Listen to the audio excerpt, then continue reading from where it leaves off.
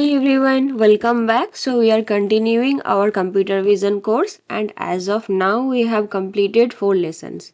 Today we are going to do custom coordinates. First let me read this, then we will do the exercise. Okay, see, you have seen the layers of a coordinate uses to extract feature. Now it's time to put them together and build your own convolutional network. Let me just give you a small recap. For a convolutional classifier, you have base and you have head. Base is used to extract the important features from the image. Head is used to classify the image, right? Now in base we do filter using convolution. We do detect using ReLU and we do condense using maxpool. These things we have already learned and today we are going to build this. Okay, now see. In the last 3 lessons we saw how it does feature extraction, filter, detect, condense. A single round of feature extraction can only extract simple features from the image, simple lines, simple contrast, but that is not enough. So what we do, we repeat the same things over and over so that the feature becomes more complex and refined as they travel deeper into the network.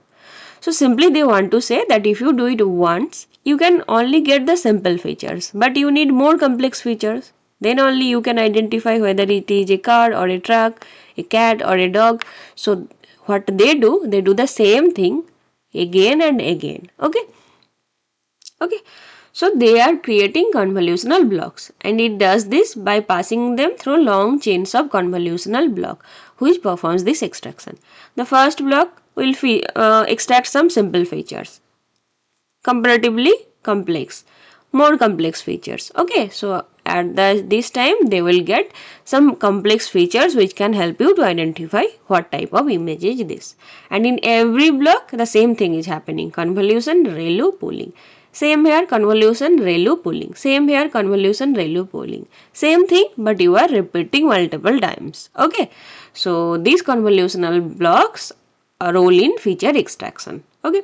Now each block repeats a round of extraction and by composing this block, the coordinate can combine and recombine the features produced, growing them, shaping them and to better fit the problem at hand. Now let's design a coordinate. See, first how to define a convolutional network capable of engineering complex features. In this example, we will create a Keras sequence model and then train it. Okay. So first load the data. Let's define the model. See, in the first block, you are doing convolutional 2D, filters 32, maximum pooling. Same thing, so in the second block, filter is increased to 64. You are doing max pooling. Again, filter is increased, other things are same. Once you have done this, now you are flattening to make it one dimensional, then you are going it through dense layers. Okay, now see, we have defined the model. So our model consists of 3 blocks of convolutional 2D layer and maximum pool 2D layers. Okay, and then you are using dense layer. Now let's see how to write this in Keras. See, first you import Keras, you import layers. Now inside this Keras.sequential, first convolutional block count 2D, max pool 2D. So see here, this one filters 32, activation ReLU, padding same, and then you are using the input shape, that is the image, that is 128, 183. And you are passing it to and you are doing the max pooling. Okay, now in second convolutional block, layers.conv2d, same, kernel size 3, filter 64, activation ReLU, max pooling. In the third convolutional block, you are doing the same. Once you have done all these things, now you are flattening the layer, you are using dense. Okay, and this is the model summary. Here you can see how many trainable parameters, how many non-trainable parameters. So same thing, see, for first convolutional block, second convolutional block, for third block. Okay, as you wish you can add more blocks also. This is how you have drawn a simple convolutional network. Okay, so you are building your own. Once it is done, now you have to train the model. So for this you have to give an optimizer. Here we are using Adam optimizer. Loss is binary cross entropy and matrix is binary accuracy. Okay, now you are storing this in the history. Once it is done, now you can plot, see how it is performing. For that you have to use pandas data frame and their LOC will help you to do the plotting. Okay, dot plot. So this is the validation loss. See, and this is training loss. You can understand that the model is not performing well because it's a simple architecture. So it will not perform satisfactory. Okay, and this is the accuracy. So this model is much smaller than VG16, so that is why it is unable to fit very well and it is not that good. But you can add more convolutional layers and hoping to create better features. Okay, so now let's do the exercise. In this exercise, you will build a custom Convnet with performance competitive to VGG16. Okay. First run this. Once it is done, this is your Convnet design. So you have to design this with the block architecture like we saw in the tutorial. The model from the example had 3 blocks. It performs on the car or truck problem. Okay, but far from VGG16 could achieve. It might be that our simple network lacks the ability to extract sufficiently complex features. Okay, that is okay. You just have to understand how to start, and later on you can improve the model. And we will keep this block structure. Okay, so let's write this. You have to define the model. And block 1, see, first convolutional 2D max pool 2D.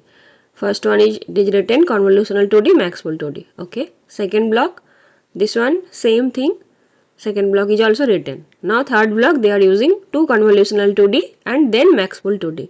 So this one you have to write. Okay, fine. First let me copy this.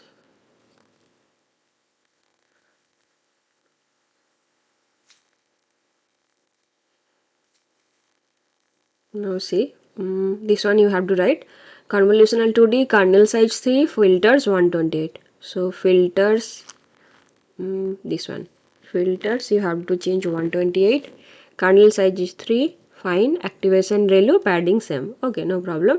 And convolutional 2D kernel size 3 filters 128, same thing. So just do the copy paste. Okay,